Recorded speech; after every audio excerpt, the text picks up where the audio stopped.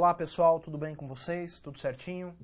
Eu sou o Adilson Pera, professor de Direito Administrativo aqui do Jornal dos Concursos, e hoje vamos comentar mais alguns exercícios, alguns testes de provas anteriores de concursos públicos e também exames da OAB.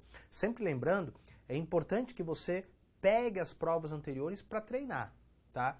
Isso é importante na medida em que você verifica o que tem caído mais nos concursos públicos, né, que você almeja, e também aquilo que você está acertando mais e o que você está acertando menos. Portanto, o que você tem que se dedicar mais e o que você pode estudar um pouquinho menos, tá? Mas é claro que pegou o teste para fazer, você tem que entender o teste, né? Por que que uma determinada alternativa está certa, por que que as demais estão erradas. É isso que a gente faz aqui, né? A gente resolve o teste analisando alternativa por alternativa para você entender direitinho por que que uma está certa, por que que as demais estão erradas, tá certo? Bom, então vamos lá, começando com o primeiro teste de hoje sobre a administração pública. O teste diz o seguinte: uma autarquia, uma sociedade de economia mista e uma secretaria de Estado, como por exemplo a Secretaria de Educação do Estado do Paraná, são exemplos. 2 pontos. Bom, então vamos lá, para a gente não se perder. Ele cita aqui uma autarquia, uma sociedade de economia mista e uma secretaria de Estado, certo? Bom, aqui o candidato tinha que saber quem integra a administração direta, quem integra a administração indireta, e saber que secretaria de Estado é órgão público que está dentro de uma pessoa jurídica, todo órgão público está dentro de uma pessoa jurídica, e que a Secretaria de Estado é órgão público que está dentro do Estado da Federação, e que o Estado integra a administração direta, certo? Então olha só, vem aqui comigo, ó. A administração pública pode ser direta, também chamada centralizada, ou indireta, também chamada descentralizada. Tá. A administração direta é composta pela União, Estados-membros, Distrito Federal e municípios. Estas pessoas aqui também são chamadas de entes políticos. Entes políticos. E todas elas são pessoas jurídicas de direito público. Tá certo? Beleza. Administração indireta. Tem uma bitolinha aqui para você guardar isso, né? Sabe aquela organizadora de concurso público, a ESAF? Então, olha só. ESAF. Peraí. Aí, ficou mais bonitinho. ESAF. Então, você tem aqui empresa pública, sociedade de economia mista, autarquia e as fundações públicas. Beleza? Beleza. Bom, empresa pública e sociedade de economia mista são pessoas jurídicas de direito privado. A autarquia é pessoa jurídica de direito público e a fundação pública, pelo entendimento majoritário, pode ser de direito público ou de direito privado. Mas todas essas pessoas integram a administração indireta. Beleza? Beleza. Pera, e a Secretaria de Estado está onde? Está aqui, ó. Está dentro do Estado da Federação. As subprefeituras estão aqui. Os ministérios estão aqui. Então a pessoa jurídica é sempre algo maior e dentro dela eu tenho os órgãos públicos. Daí falaram que os órgãos são sempre despersonalizados. Tá legal? Bom, voltamos para a questão. uma autarquia, uma sociedade de economia mista e uma secretaria de Estado são exemplos, 2 pontos. A primeira e a terceira de entidades de administração indireta, não, a terceira é direta, né? Então tá errada. B, a segunda e a terceira de entidades de administração indireta, não, aqui é direta, a secretaria é direta. C, a primeira e a segunda de entidades de administração pública indireta, perfeito. A autarquia e sociedade de economia mista é indireta. E a terceira de entidades de administração direta. Ê, bacana, perfeita essa alternativa C aqui dessa questão. Letra D, a segunda de entidade da administração indireta e a primeira e a terceira de entidade de administração direta. Errado porque a autarquia é indireta, né? Então por isso está errado também a D. Letra E, a segunda e a terceira de entidades de administração direta. Errado, sociedade de economia mista é administração indireta. Tá certo? Então a alternativa C de casa é a alternativa correta aqui. Então vamos lá para a nossa segunda questão. Trata de desapropriação essa questão. Ó, nas hipóteses de desapropriação, em regra geral, os requisitos constitucionais a serem observados pela administração pública são os seguintes. 2 pontos. Letra A. Comprovação da necessidade ou utilidade pública ou de interesse social, certo? Pagamento de indenização prévia ao ato de emissão na posse pelo poder público, tá certo? E que seja justa e em dinheiro, tá certo? E observância de ato administrativo sem contraditório por parte do proprietário, aí tá errado. Ó, aqui tem um erro. Sem contraditório por parte do proprietário. Gente, o proprietário ele pode se manifestar, né, sobre a própria desapropriação em si, né, e também sobre o valor de indenização. Se o proprietário não estiver satisfeito com o valor de indenização, ora, ele pode impugnar o valor de indenização. Tá certo? Então essa alternativa A está errada. Alternativa B. Comprovação da necessidade ou utilidade pública ou de interesse social. Pagamento de indenização prévia ao ato de emissão na posse pelo poder público e que seja justa e em dinheiro. E observância de procedimento administrativo com respeito ao contraditório e ampla defesa por parte do proprietário. Está certíssima essa alternativa aqui. Então essa alternativa B está certinha. Dá uma olhadinha no artigo 5º, inciso 24 da Constituição Federal. Tá? Artigo 5º, inciso 24 da CF. Alternativa C, por que está errada, hein? Vamos lá. Comprovação da necessidade ou utilidade pública ou de interesse social, certo? Pagamento de indenização prévia ao ato de emissão na posse pelo poder público, tá certo? E que seja justa e em títulos. Não. Essa não é a regra. Olha o que o enunciado fala. Regra geral. Gente, existem hipóteses em que o pagamento se dá em títulos, tá? O artigo 182, parágrafo 4º, inciso 3 da Constituição Federal, prevê a desapropriação para cumprimento da função social da propriedade urbana, tá? Essa desapropriação, o pagamento é em títulos, títulos da dívida pública. Há uma outra hipótese, no artigo 184, que é a desapropriação para fins de reforma agrária, tá? Nessa desapropriação, a indenização é em títulos da dívida agrária. Certo? Mas a regra geral é que a indenização é justa, prévia e em dinheiro. Então, portanto, essa alternativa C está errada. D. Comprovação da necessidade ou utilidade pública ou de interesse social.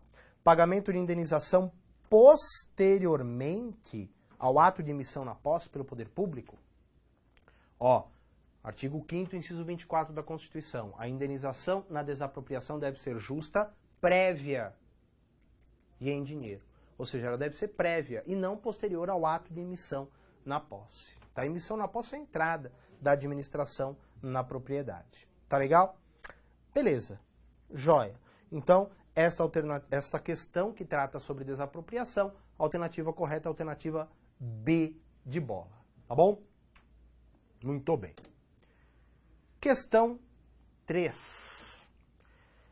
A regra constitucional que proíbe a acumulação remunerada de cargos e empregos públicos excepciona. Então ele quer a alternativa onde é possível a acumulação, certo? Justamente por causa do excepciona. Bom, vamos lá. A regra geral é que é vedada a acumulação remunerada de cargos, empregos e funções públicas, salvo se houver compatibilidade de horários e em uma das hipóteses que a Constituição Federal prevê. São 6 hipóteses ao todo, tá? Vou colocar aqui. Tem espaço? Então vamos vir para cá, ó. Vamos vir para cá. Beleza. Ó, o artigo 37, inciso 16 da Constituição Federal prevê 3 hipóteses de acumulação. Artigo 37, inciso 16 da Constituição Federal. Quais são as hipóteses? 2 cargos de professor, 1 cargo de professor com outro técnico ou científico e 2 cargos de profissionais da saúde com profissões regulamentadas. Então, este artigo prevê 3 hipóteses de acumulação. 2 cargos de professor, 1 cargo de professor com outro técnico ou científico e 2 cargos de profissionais da saúde com profissões regulamentadas, tá? Mas a Constituição, e com isso você responde essa questão aqui, tá? Mas, já que a gente está falando do tema acumulação, vamos dar uma olhadinha em mais 3 dispositivos constitucionais que tratam de acumulação. Olha, o artigo 95, parágrafo único, inciso 1 da Constituição Federal, prevê que o magistrado pode acumular essa função com outra de magistério. Magistrado pode acumular essa função com outra de magistério. Tá. Outra hipótese. O artigo 128, parágrafo 5º, inciso 2, a linha D da Constituição Federal, ó, artigo 128, parágrafo 5º, inciso 2, a linha D da CF, prevê que um membro do Ministério Público pode acumular esta função com outra também de magistério. Então ele é membro do MP e professor. E por fim, o artigo 38, inciso 3 da Constituição Federal, prevê que aquele que ocupa cargo, emprego ou função pode desempenhar ainda o cargo, ocupar o cargo eletivo de vereador, tá? Então, um vereador com outro cargo que o servidor ocupava anteriormente. Claro que existem algumas vedações. Ele não pode ocupar 2 cargos eletivos, né? Já pensou que bagunça? Ele é vereador e prefeito. Não, aí é uma zona, né? Pô, imagina, como prefeito, ele faz o projeto de lei. Tá, encaminha para a Câmara. Aí na Câmara ele aprova o projeto dele. Que ele fala, pô, esse projeto é bom, né, meu? Vou aprovar, tal. Então, não pode. 2 cargos eletivos não pode. Ele também não pode ser vereador e magistrado. Vereador e juiz, não pode ser vereador e membro do MP, até porque estas 2 carreiras apenas admitem acumulação com outra de magistério, certo? Mas ele poderia ser, por exemplo, vereador e delegado de polícia? Poderia, tá? Desde que haja compatibilidade de horários, isso é importante, tá? Não é apenas estar em uma das 6 hipóteses que a Constituição Federal prevê. Deve haver também a compatibilidade de horários, tá legal? Deve ser respeitado também o teto constitucional remuneratório, que é o subsídio dos ministros do Supremo Tribunal Federal, tá certo? Tranquilo? Beleza? Joia. Muito bem. Ok. Então, a questãozinha aqui diz o seguinte: a regra constitucional que proíbe a acumulação remunerada de cargos em empregos públicos excepciona. Letra A, as funções de confiança? Não, né? B, os empregos em sociedade de economia mista? Não. Letra C, os empregos em entidades de administração indireta? Também não. D, 2 deles de professor? Correto, 2 deles de professor. É uma das hipóteses do artigo 37, inciso 16 da Constituição. Letra E, fala 2 deles de técnico científico? Não, não. A outra hipótese que a gente falou é um cargo de professor com outro técnico científico. Não é 2 de técnico científico, tá legal? Então, esta questãozinha, alternativa D de dado é a alternativa correta, tá certo? Beleza? Ok. Por fim, questão 4. Questão sobre servidores públicos também, que diz o seguinte: com relação à vacância, considere as seguintes proposições. Depois ele pede aqui a correta, né? Qual que está correto? Beleza. Item 1. A vacância é ato administrativo pelo qual o servidor é destituído do cargo, emprego ou função. Esse item 1 aqui tá certo. Esse item 1 tá certo. Existem várias formas de vacância. O artigo 33 da Lei 8.112/90 prevê as formas de vacância no âmbito federal, tá? Então, a exoneração, a demissão, o falecimento, uma promoção, tá? São hipóteses de vacância do cargo público. São os casos pelos quais o cargo fica vago. Então, dá uma olhadinha, artigo 33 da Lei 8.112/90, tá certo? Beleza, então o item 1 tá certo. Item 2. O servidor será demitido quando, tendo tomado posse, não entrar em exercício no prazo de 30 dias. Aqui você tem 2 erros nesse item. Primeiro, ele não será demitido, ele será exonerado. Segundo, não é 30 dias, é 15 dias. Perinha, onde está isso? Anota aí, artigo 15, parágrafos 1º e 2º da Lei 8.112/90. Artigo 15, parágrafos 1º e 2º da Lei 8.112/90, que é o Estatuto dos Servidores Públicos Civis da União. Tá bom? Então, esse item aqui tá errado. Beleza. Pera, só uma coisa, cara, que eu confundo. Qual a diferença de demissão e exoneração, velho? Isso é boa. Ó, a exoneração não é penalidade. E poderá ocorrer de ofício ou a pedido do servidor. Está no artigo 34 da Lei 8.112/90. Tá bom? Então, a exoneração não é penalidade. E pode ocorrer de ofício ou a pedido do servidor. Beleza. E a demissão? A demissão é penalidade. Sempre. Sempre é penalidade. Tá? E ocorre também sempre de ofício. Não existe demissão a pedido. Tá legal? Isso eu estou falando no âmbito do Estatuto Federal, Estatuto dos Servidores Públicos, que é o regime estatutário. Não vai confundir com o regime seletista, tá? Que é uma outra sistemática. Tá legal? Beleza. Joia. Item 3 diz o seguinte: a remoção constitui penalidade decorrente da prática de ilícito civil. O que é remoção? Equivale a transferência, tá? Gente, remoção não é penalidade. Não consta no rol das penalidades do artigo 127 da Lei 8.112/90. Onde também não consta exoneração, não é? Que eu acabei de falar, exoneração não é penalidade, tá? Então, a remoção, ela deve ocorrer visando o interesse público e não para fins punitivos. Porque se ela é utilizada para fins punitivos, você tem aí um desvio de finalidade, certo? E este ato deve ser anulado, tá bom? Se ocorrer a remoção para fins punitivos. Item 4.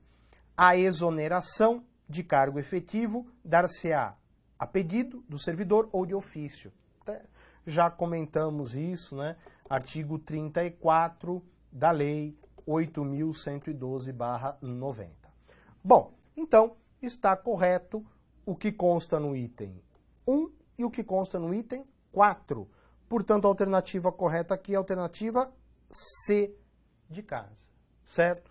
A A está errada, a B está errada, a D está errada e a E está errada. A alternativa C é a alternativa correta, tá bom? Ok. Pessoal, aqui estão os meus contatos. Muito obrigado pela atenção, bons estudos para vocês e até o próximo encontro. Tchau, tchau, gente. Valeu!